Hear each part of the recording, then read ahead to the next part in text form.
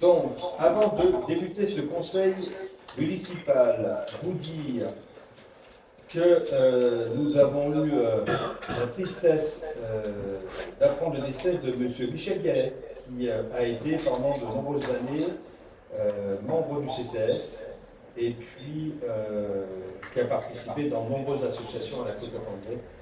Il était dans les Champs du Nord et il avait fait plein d'actions caritatives dans différentes structures. On a pensé pour son épouse et sa famille.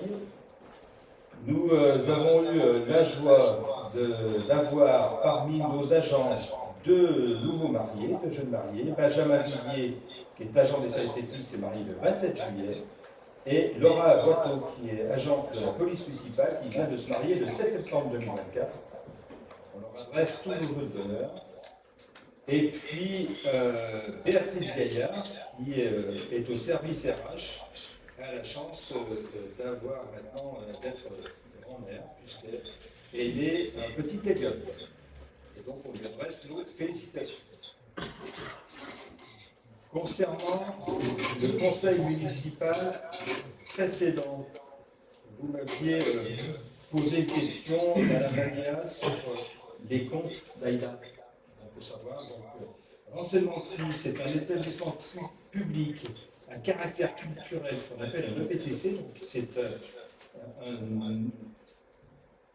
un établissement public autonome comme les collectivités territoriales qui dépend du Code général des collectivités territoriales, notamment en matière de transparence financière. Donc, dans ce cadre, tout citoyen peut saisir AIDA pour lui demander des comptes et des explications. Donc, je vous propose de vous adresser directement à eux pour que vous puissiez formuler votre demande de la manière dont vous le souhaitez. Concernant les dates d'avis d'enquête du public du GF38 que nous avions annoncé le dernier coup, je tenais à vous informer que nous avons eu un petit souci technique pendant l'été, pendant ma consultation, qui a fait que ce dysfonctionnement, c'est la première fois qu'on essaie une plateforme dématérialisée. Je remercie M. Correa de nous avoir informé du dysfonctionnement. Et donc, tout simplement, c'est que les fichiers, l'accès était bon, mais le fichier s'est bloqué à une date, parce qu'on avait programmé un nombre de jours, malheureusement. Donc, je n'ai pris aucun risque, et donc, par arrêté que j'ai pris par la suite, eh bien, nous avons relancé la participation du public sur un mois complet, c'est-à-dire du 10 septembre 2024 au 10 octobre 2024 à 16h30. J'ai repris la procédure complète pour être sûr qu'on ne puisse pas nous reprocher quoi que ce soit à ce niveau-là, comme on était pendant l'été, et puis on s'excuse du dysfonctionnement. En tout cas, c'est la première fois qu'on le rencontrait, donc il fallait qu'on puisse se mettre en place. Voilà sur les informations que je souhaitais vous transmettre avant de débuter ce conseil municipal. Je vous propose de commencer par notre premier point inscrit à l'ordre du jour, à savoir l'approbation du procès verbal de la séance du 9 juillet. Je vais vous demander s'il y a des remarques. S'il n'y a pas de remarques, est-ce qu'il y a des gens qui sont contre ce compte-rendu, qui s'abstiennent? Le compte-rendu est voté à l'unanimité, je vous en remercie. Dans le point numéro 2, modification du tableau des emplois, je donne la parole à Mireille Gilibert. Voilà, donc j'avais fait grâce des articles généraux. Donc il s'agit, comme on l'a l'habitude de faire régulièrement, de la mise à jour du tableau des effectifs, avec la création d'un poste d'attaché territorial à temps complet. Donc c'est un poste de catégorie A. Voilà, de la situation à compter du 1-10-2024. Et de deux autres créations, il s'agit de stagiarisation pour les deux. Voilà, c'est des postes de catégorie C, donc un adjoint territorial d'animation à temps complet et un adjoint technique territorial à temps complet. Toujours effectif à date du 1er-10-2024. Et les crédits nécessaires sont inscrits au budget au chapitre 02. Donc il nous est proposé d'approuver la création des postes et de modifier ainsi le tableau des emplois. Est-ce qu'il y a des questions par rapport à ces postes? Oui, donc le premier poste, c'est celui dont vous avez parlé tout à l'heure par rapport au financement. Donc la fermeture du poste précédent se fera ultérieurement. Oui, c'est ça. Le fonctionnement d'Elodie, c'est on les refermera tout de suite, on ne sait jamais si. Il suffit qu'il y en ait un faux recrutement, parce que je veux dire, personne ne pour savoir. D'autant plus que les fermetures de postes, contrairement aux ouvertures de postes, sont soumises à l'avis préalable du comité technique. Donc généralement, tout dépend des choix des collectivités, mais moi j'ai plutôt l'habitude de faire un balayage en fin d'année où on clôture tous les postes d'un coup, puisqu'on n'a pas d'impératif à les fermer tout de suite en fait. Et ça requierdra l'avis du CST. On saisira un auteur. Donc là, ce qu'il faut retenir, c'est que là-dedans, il y a 2 personnes qu'on va titulariser, c'est ce qu'on appelle mettre en stage une année. En tout cas, c'est des postes que l'on pérennise pour essayer de les garder avec nous. D'autres questions? Je passe au vote. Est-ce qu'il y a des contre, des abstentions, unanimité? Je vous remercie. Point numéro 3. Donc, nous allons évoquer la décision modificative numéro 1, c'est la première qu'on va faire sur le budget 2024. Je vais laisser Élodie vous l'expliquer parce que ce sont principalement des mouvements et puis une subvention particulière, je reviendrai dessus. Je vous laisse présenter Élodie les grandes lignes. Donc, première décision modificative de l'année, comme l'a indiqué Monsieur le maire, une décision qui se fait aussi bien sur la section de fonctionnement que sur la section d'investissement. Les deux sections étant équilibrées en dépenses et en recettes sur cette décision modificative. En fonctionnement, nous avons prévu des crédits supplémentaires au chapitre 011, donc les charges à caractère général, pour un montant global de presque 50 000 €, pour alimenter les comptes d'énergie, électricité et gaz, puisque nous subissons, comme l'ensemble des collectivités, des augmentations du coût de l'énergie. Pour des frais de maintenance relatifs à la maintenance informatique. Les crédits ont été également ajoutés au titre des charges de personnel, notamment pour couvrir d'éventuelles dépenses de recours à des personnels extérieurs durant la période de vacances de poste du responsable des finances, puisque nous faisons appel à l'extérieur, et couvrir d'éventuelles autres charges. Le dernier compte sur l'atténuation de produits, c'est le dégrèvement de taxes d'habitation sur les logements vacants. Donc, nous recevons un fichier de la Direction générale des finances publiques qui mentionne le nombre de dégrèvements accordés, les sommes affectées à ces dégrèvements. On avait déjà des crédits inscrits au titre du budget 2024, mais ce n'est pas suffisant par rapport à l'avis de la DGFiP qu'on a reçu. Donc, on vous propose d'inscrire évidemment ces dépenses.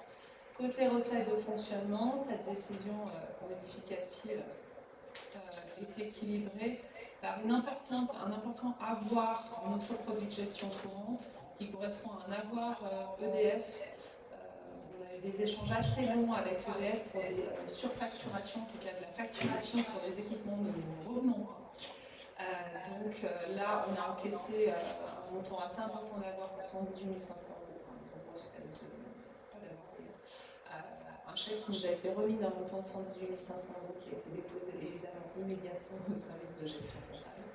Et on a une annulation d'un mandat mandaté à tort, donc une facture mandatée à tort, mais j'y reviendrai après, sur la section de fonctionnement en 2023 et qu'on vient annuler, donc qui constitue une recette pour la section de fonctionnement pour un montant de 3 400 €. Ça, c'est en ce qui concerne la section de fonctionnement.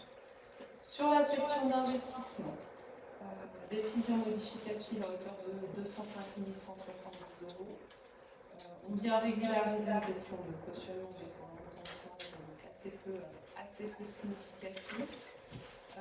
On vient proposer le passage d'écriture au chapitre 21 en ce qui concerne des terrains pour constitution d'une réserve foncière. En ce qui concerne de la construction, il s'agit de l'aménagement du columbarium. Et en ce qui concerne la réserve pour travaux de voirie qui ne sont pas spécifiquement identifiés à ce stade, et sur lesquels on sait qu'on a des opérations à conduire. Je m'arrête simplement là pour la section d'investissement en défense avant d'y revenir, parce que l'opération suivante, elle est en lien avec les interventions, les travaux d'urgence qui avaient eu lieu sur l'ancienne EHPAD Eden. Donc EHPAD sur lesquels il y a eu des travaux à réaliser en urgence et qui ont été réalisés par la commune pour le compte de l'EHPAD. Et donc ces opérations sont des dépenses et des recettes pour compte de tiers. Donc on a à réaliser au chapitre 45, des dépenses pour conductière pour un montant de 40 380 €, première ligne qui correspond à des travaux d'abattage d'arbres et de sécurisation du site. Et pareil, c'est un euros frais d'études. On vient retrouver en fait en recette cette même opération qui se retrouve ici. En fait. Donc on va récupérer, l'idée c'est qu'on a engagé des dépenses pour le compte d'un tiers, on va récupérer des recettes pour le compte du tiers. Donc ces recettes se retrouvent là, à hauteur de 81 200 €.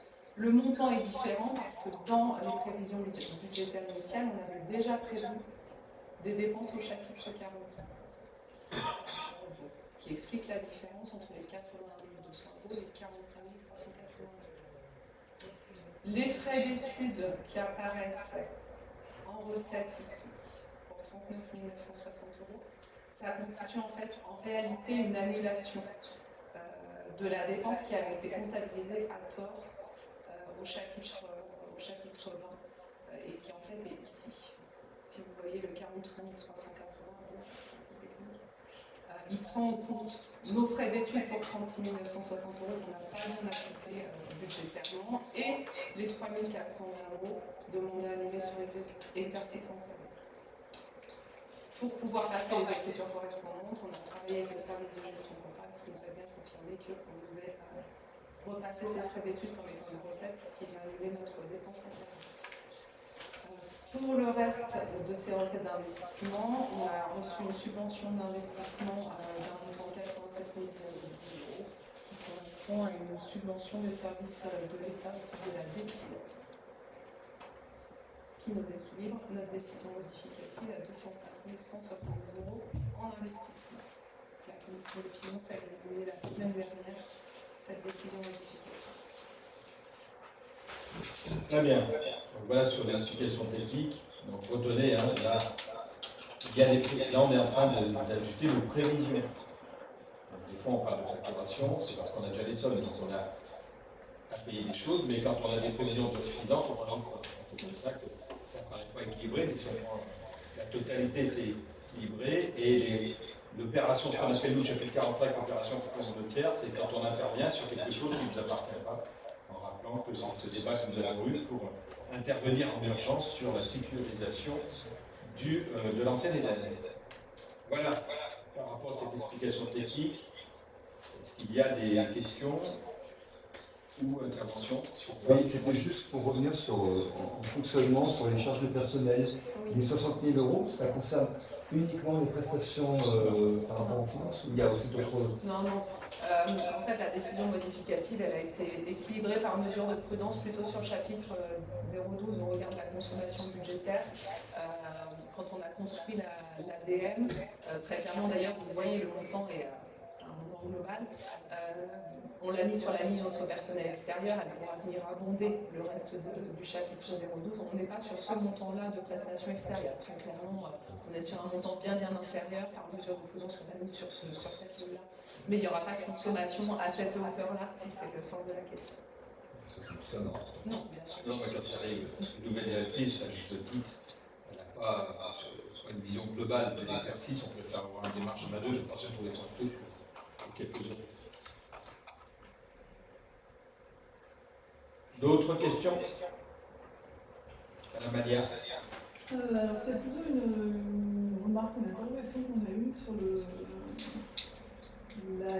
chapitre 21, le choix de mettre une somme conséquente sur la réserve foncière en investissement. Donc, effectivement, vous nous avez expliqué en commission finance que c'est effectivement une réserve foncière. Il me semble qu'il y a un certain nombre d'investissements qui sont nécessaires dans la commune rapidement et que cette somme-là pourrait servir en fait à d'autres investissements qui seraient utiles pour les habitants plus rapidement. Donc voilà, nous sommes interrogés sur la pertinence de cette votation.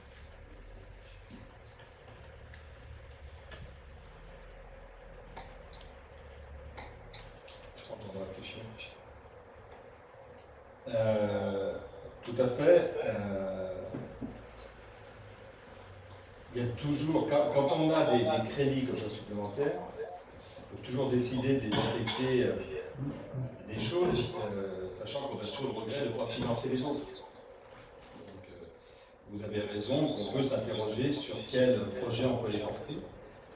En tout cas, les acquisitions foncières sur lesquelles nous travaillons sont des acquisitions qui seront utiles quand on fera des aménagements autour de ces espaces fonciers et qu'on aura bien besoin de les maîtriser pour pouvoir faire des travaux et pouvoir sécuriser et apporter du confort pour les côtois, les piétons et puis tous ceux qui utilisent notre ville.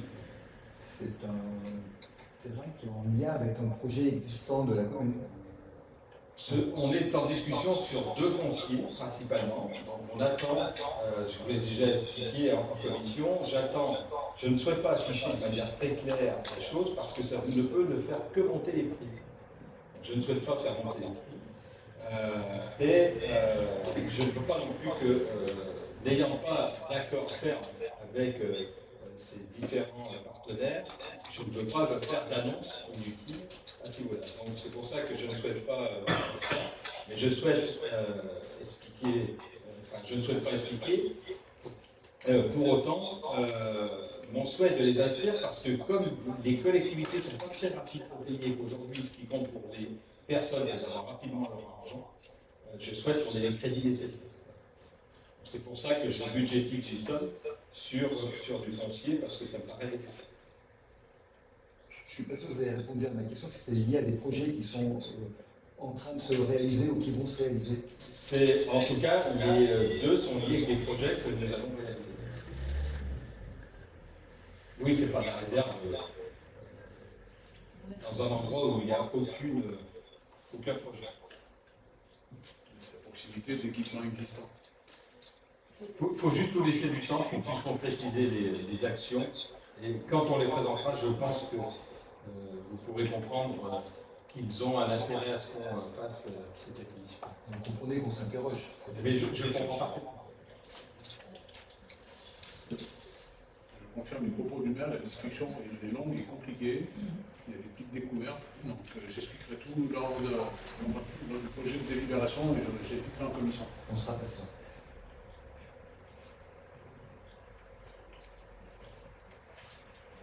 On est sur de la prévision budgétaire. D'autres questions? En tout cas, je voudrais, s'il n'y a pas d'autres questions avant de vous faire voter, vous dire que sur la partie investissement, les 87 000 €, c'est quand même le fruit d'un travail de recherche, d'optimisation des subventions. Et on voit que notre travail porte ses fruits. Moi, je voudrais remercier mes collègues élus et remercier tout le personnel, parce que c'est un travail qu'on fait dans l'ombre, ça. Et il n'empêche qu'obtenir 87 000 € sur la DSIL, la dotation de soutien à l'investissement local sur l'îlot rue Courte, eh bien, on peut être assez fier parce que de la DSIL, il y en a peu qui la touchent. Et quitte à me répéter, je peux vous dire qu'on a bien fait d'aller dans tel métier. Parce que ceux qui ne sont pas petites villes n'ont pas de dotation de soutien à l'investissement local. J'en profite pour remercier officiellement également M. le sous-préfet et M. le préfet parce qu'ils ont tenu compte d'une situation de petite ville de demain avec ses atouts et ses difficultés. Parce que quand on voit le prix d'aménagement de la rue de Bourg, vous avez vu les travaux en cours, vous avez vu les efforts qu'on fait pour qu'au niveau patrimoine, ça ressemble à quelque chose d'historique, en tout cas qu'on fasse un clin d'œil entre guillemets à ce qu'il y avait avant, avec des murs en galets, etc. Donc ça a des coûts et en tout cas l'État me suit, donc je tenais à les remercier. Et puis en dehors de la réserve foncière que vous avez évoquée, mettre 53 000 sur l'entretien de voirie, parce que c'est important, hein, on pense notamment au chemin en cloître sur lequel il faut qu'on intervienne et on est en discussion là, avec les riverains, donc c'est quelque chose important. Et puis cette extension du columbarium avec 12 cases supplémentaires, puisque c'est là aussi quelque chose qui est demandé. Donc, en parallèle, on fait aussi des actions qui répondent au quotidien des habitants. Je vous propose de passer au vote. Est-ce qu'il y a des contre, des abstentions? 4 abstentions, donc votez à la majorité.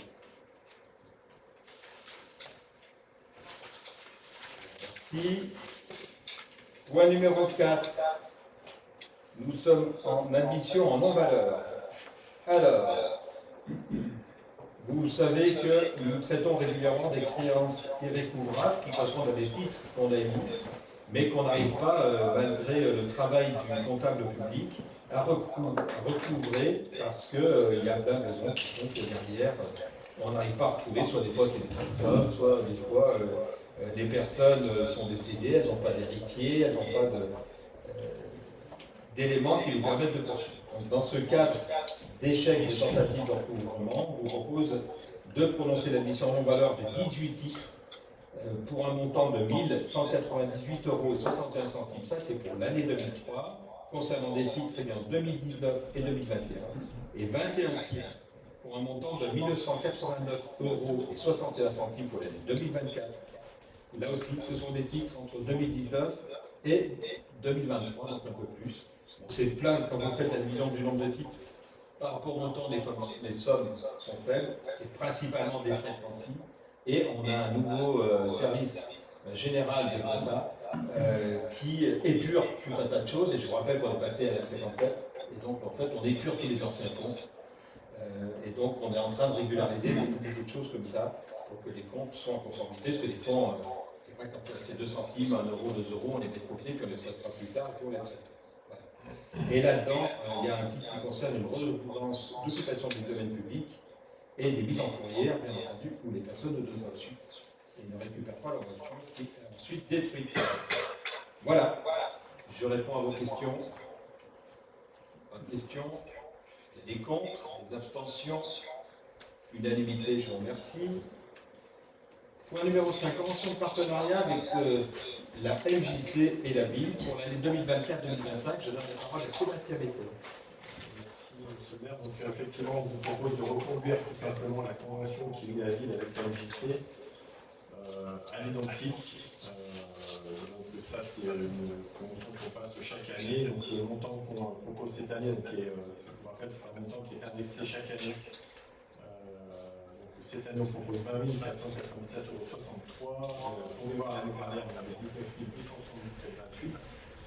Et donc, cette convention a pour objet de soutenir l'association qui, je vous le rappelle, a une quinzaine d'activités, plus de 800 membres, et donc qui anime fortement la Côte-Saint-André, plus largement le territoire qui nous entoure. Voilà, donc cette convention elle couvre la période du 1er octobre 2024 et le 31 septembre 2025.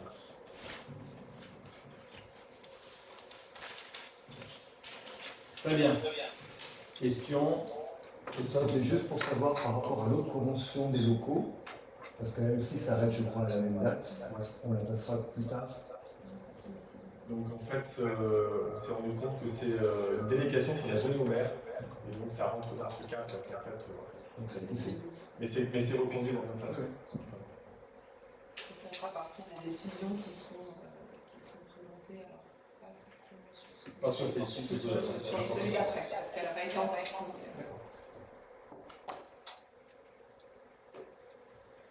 Autre question? Je passe au vote. Est-ce qu'il y a des contre? Des abstentions? Unanimité? Voilà, donc on travaille sur des nouveaux locaux avec les MJC, c'est pas simple parce que c'est un jeu de domino, etc. Je les remercie en tout cas pour leur patience parce que c'est des locaux qui ne sont pas dans de bonnes conditions. On a les mêmes soucis en ce moment avec la mission locale qui on a traité gracieusement des locaux et on a des problèmes structurels sur certains locaux, des planchers qui ne sont pas en bon état.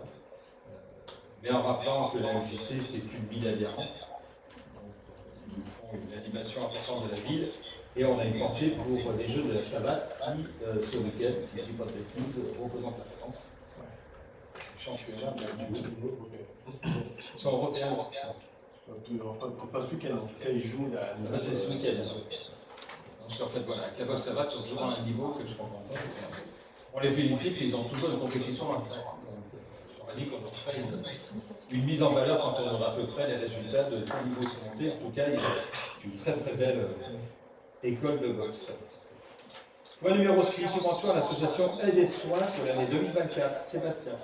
Alors, toujours au niveau des subventions, donc je ne sais pas si vous vous souvenez, la dernière fois on avait mis en attente en fait la subvention de la DPH qui en fait a arrêté son activité. Et donc l'ensemble de l'activité a été reprise par l'association Aide et Soins. Et donc qui a repris l'activité à partir du 1er juin. Voilà, et donc on propose une subvention de 3 500 € et c'est un montant qu'on propose mais qui a été demandé par l'association en attente aussi d'y voir plus clair, puisque comme ils reprennent l'activité, ils ont besoin de regarder un petit peu leurs besoins en termes de ressources. Voilà ce que je peux vous dire sur cette association. Donc elle est basée sur Vienne et elle s'est engagée à poursuivre l'activité dans les mêmes conditions, on reprend l'ensemble des salariés de la DPH, et donc elle sert 750 bénéficiaires sur le territoire. Donc le territoire qui est assez large, qui couvre Vienne, Roussillon, la Côte-Saint-André, Saint-Jean-de-Journay, le Piège de l'Île, Chana, Saint-Maurice-l'Exil et la Roche de Cambly. Pardon, oui, Piège de Roussillon et Saint-Maurice-l'Exil. Voilà. Il y a des questions. Oui, c'est juste que la subvention qui avait été mise en attente au mois de juin était plus importante. Elle était 4 700 500 €, mais c'était pour la DPH, c'était le montant précédent. Et le 3 Là, 500, ils ont fait une demande de ce montant, ils faisaient conscience qu'un peu moins, mais ils voulaient voir plus clair. C'est vu avec eux. Je ne suis pas inquiet, je pense qu'ils demanderont l'année prochaine. En tout cas, il faut qu'on se réjouisse. Parce que d'avoir une structure qui reprend, il faut penser à tout le personnel. Ils ont tous été repris et tous les bénéficiaires. On aurait pu se retrouver dans une balade sérieuse.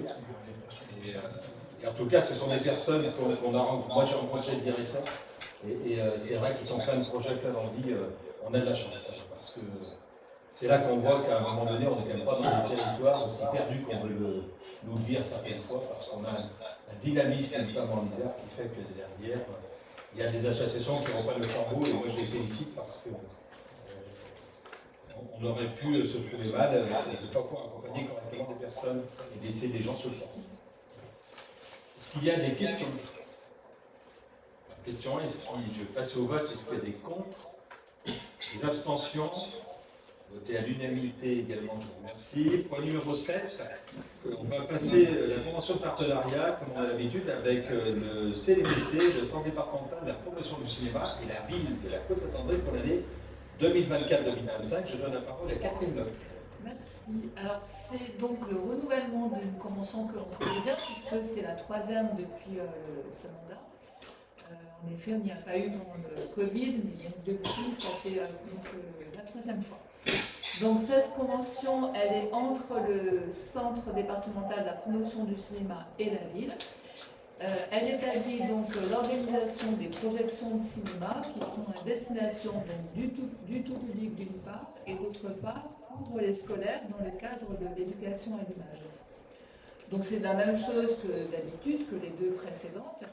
Le seul changement, il réside dans les jours de projection puisqu'on les a adaptés en fonction des demandes du public. Donc les projections auront lieu pour le film tout public le mardi soir à 20h et pour le film jeunesse, ce sera le mercredi à 14h. C'était une demande qu'on avait faite déjà depuis longtemps, mais le CDPC n'était pas disponible et ne pouvait pas donc changer. Donc là, on espère maintenant que ce sera, que notre public sera satisfait de ce changement. Donc ce dispositif, il a bien trouvé sa place dans l'offre culturelle de la ville. En effet, il répond à une vraie demande du public qui peut bénéficier donc à proximité de son domicile de projections de cinéma à un prix avantageux puisque le billet est de 5,50 €. Si on considère que le prix moyen d'un billet en général c'est autour de 10 €, ça veut dire, compte tenu du coût du dispositif, ça veut dire que la ville participe donc pour chaque billet à hauteur de 4,50 €. Donc c'est quand même assez avantageux pour notre public, surtout quand c'est comme ça à proximité. Alors évidemment, ça ne répond pas à un vrai cinéma qui aurait une offre régulière. Là, c'est une seule fois par mois, mais bon, c'est déjà ça. Et donc, il est proposé aux membres du conseil municipal d'autoriser monsieur le maire à signer cette convention avec le CDPC pour donc organiser ces séances pour l'année scolaire 2024-2025.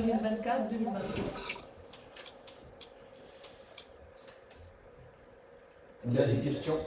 On a des chiffres sur l'année 2023-2024 de fréquentation. Alors justement, on a adapté parce que les films jeunesse n'étaient pas très fréquentés, c'est pour ça qu'on a changé. Mais pour les films tout public, en général, on a à peu près une centaine de personnes sur chaque séance. Donc ce qui est pas mal. Ouais, ça fait combien de places à l'année? Le nombre de couvertures 600, 700, ouais. Combien de places?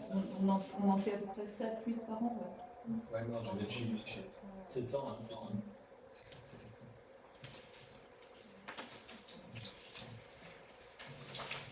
En tout cas, avant de passer au vote, merci Catherine, parce que c'est pas simple à porter. C'est pas simple à porter, il y a de la logistique, il y a tout un tas de choses. Merci d'avoir essayé de changer de jour, parce que tout le monde voudrait un RDSMI. Vous comprenez bien que c'est comme quand on va faire un gymnase, il ne faut pas être tous en même temps sur 5 niveaux au même jour, au même endroit. Donc on va essayer de faire comme ça pour essayer de voir si on a plus de monde avec les enfants. Parce qu'on vous rappelle qu'on doit coller nous les deux séances, parce que sinon on aurait des frais de déplacement qui seraient là.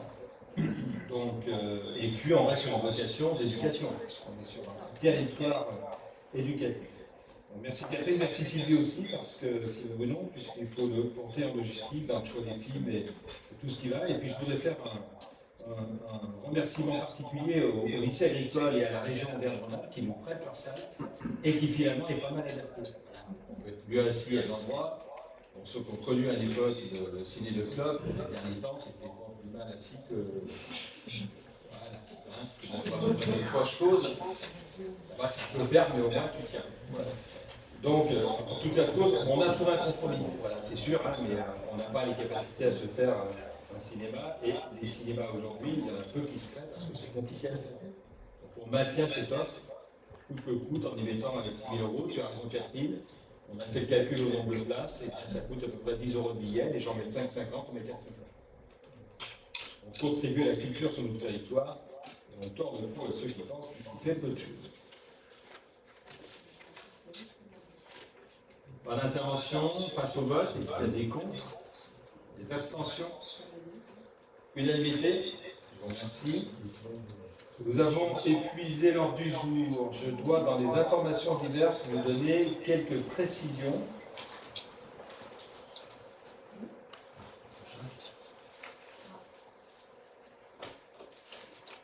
J'ai pris à l'arrêté de 2024 la DG 14, je vous l'ai dit tout à l'heure, pour ouvrir une procédure de participation du public par voie électronique relative au projet de la rénovation du centre des tisserands pour la création d'un centre d'entraînement et de formation du club de football Grenoble Foot 38 à la côte d'André. C'est pour ça que je vous dis tout à l'heure qu'on reprenait ce qu'on faisait, donc j'ai pris un arrêté dans ce sens-là.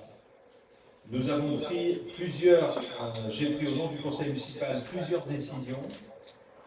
La première, la 2024-6, c'est le règlement tarif du centre socio-culturel avec une hausse de 3%, comme on l'avait fait pour l'école de musique, avec toujours un souci d'arrondissement à certains niveaux, et sur les tarifs de la CAF, on doit respecter strictement. Donc, cette décision a été prise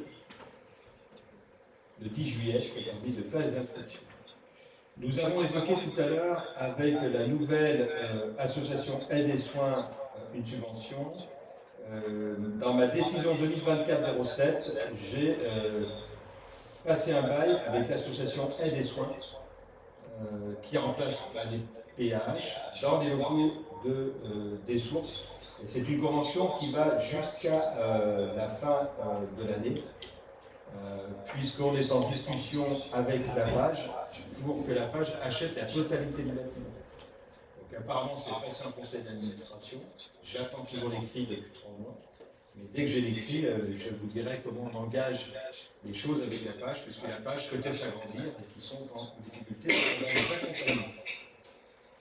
Décision 2024-08, j'ai fait une demande de subvention au titre du conseil municipal pour avoir auprès du département une subvention pour mettre en place des WC extérieurs à la halle et à l'église des WC auto-nettoyants. Donc on a fait une demande au département, on estime des travaux à 103 600 € et on demande au titre de la dotation territoriale 36 260 et 10 360 puisqu'on peut avoir le bonus petite ville de demain. Parce que ça nous permettrait d'avoir des essais villes de ce nom. Vous voyez que dans les montants que je vous annonce, ça coûte très cher, ces essais. Voilà. Et on fera dans quelques temps, Catherine suit, on fera une demande également au niveau de la région, puisque Catherine a pris l'initiative d'inviter la région, parce qu'il va faire une réunion sur toutes les communes impactées par les chemins de Saint-Jacques-de-Compostelle. Et donc la réunion aura lieu à la Côte-Saint-André à l'initiative de Catherine. Le 15 octobre. Voilà, et qui nous permettra notamment au niveau de la région, ils vont nous présenter leur appel à manifestation d'intérêt pour valoriser l'accueil des pèlerins sur nos territoires. On va bien leur demander pour les WC et d'autres choses. Parce qu'à mon avis, quand on se promène, ça reste essentiel. La décision 2024-09, demande de subvention pour l'îlot Guélard, rue de la Halle, là aussi auprès du département, au titre des travaux, donc 193 093 € de travaux estimés. On a demandé 62 843 au niveau du département. Non, pardon. 193 093 €. Ça, c'est le total des travaux. La part qu'on peut demander au niveau du département, c'est 62 843 € sur la part qui concerne la zone de rencontre et la piste cyclable. Et on a demandé 35 000 € au département. Et en décision 2024-10, j'ai demandé de maintenir le financement du poste de chargé de projet de petite ville de demain auprès de nos différents partenaires. On puisse continuer cette opération.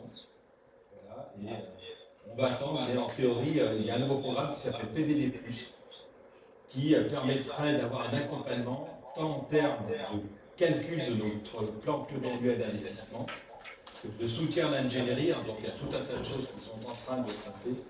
Et le travail qu'on a fait avec Élodie devrait porter ses fruits, puisque Agathe avait préparé le dossier et on va rencontrer les personnes adéquates. J'espère qu'on sera retenu parce qu'il n'y en a que 10 retenus au niveau régional. Voilà. Donc ça s'appelle PVD+, on pourra le chercher, c'est du bonus. Nous, tout ce qui est bonus, on prend. 2024-11, on l'avait mis au budget et on l'avait commandé, elle va arriver. Donc j'ai confirmé l'acquisition d'une balayeuse aspiratrice compacte. Et on est passé par l'UGAR, ce qui nous évite, nous, de faire la consultation. Alors, mine de rien, ça vaut 161 000 €. GPC.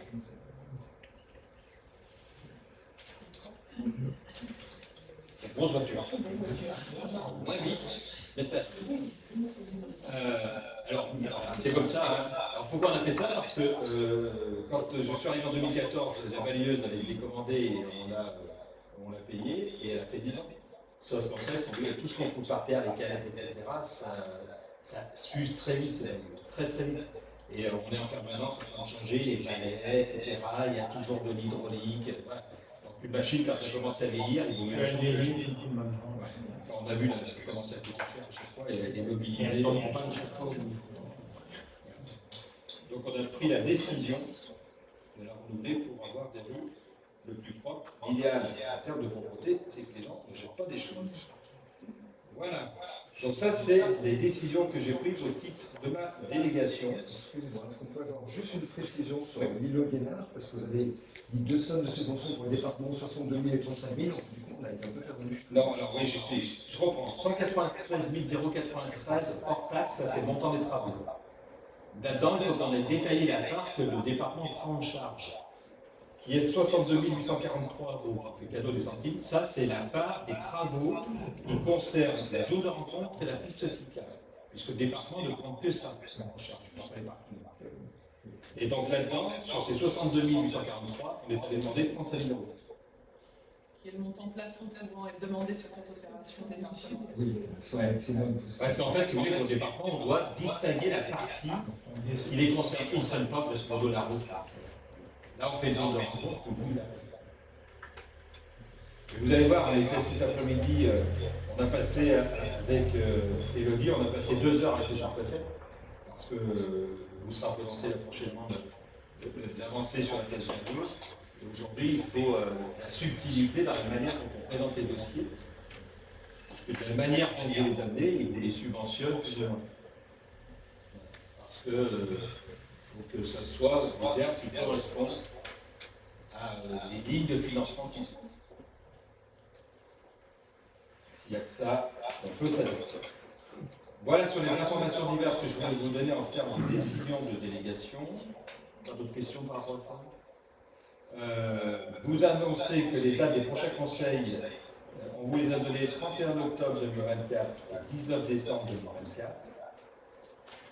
Et pour votre information, les travaux faits par PO38 concernant l'éclairage de la façade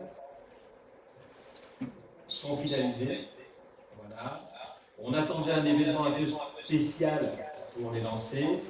Donc à partir du 1er octobre au soir, sauf si quelqu'un y voit un inconvénient ce soir, on va mettre en place l'éclairage nocturne de la mairie en rose pour commémorer Octobre rose, le soutien du cancer du sein. Donc on fera un lancement officiel le 7 décembre, soir des pains chauds, et là vous aurez le droit à un show. Vous pourrez voir le jour. C'est le 7. C'est ce que j'ai dit. 7 décembre. C'est pas un 8 parce que le 8 est un dimanche. Voilà. Les commerçants le font 7, on va se caler sur les commerçants. Donc vous aurez le droit de voir toutes les couleurs qu'on peut programmer. C'est quelque chose qui se programme à l'infini, c'est quelque chose. Et on en profitera avec le TO38, on est en train de caler là-dedans. Mais je voulais qu'on marque symboliquement l'éclairage de la mairie sur notre soutien. Donc la mairie va s'afficher en rose le soir. Je préférais vous prévenir sur les points, etc. J'ai fini pour ma part les informations que j'avais à vous transmettre. Je vous propose donc à 19h27 de lever la séance de ce conseil du 26 septembre 2024 et de vous souhaiter une bonne soirée. Vous m'en arrêtez.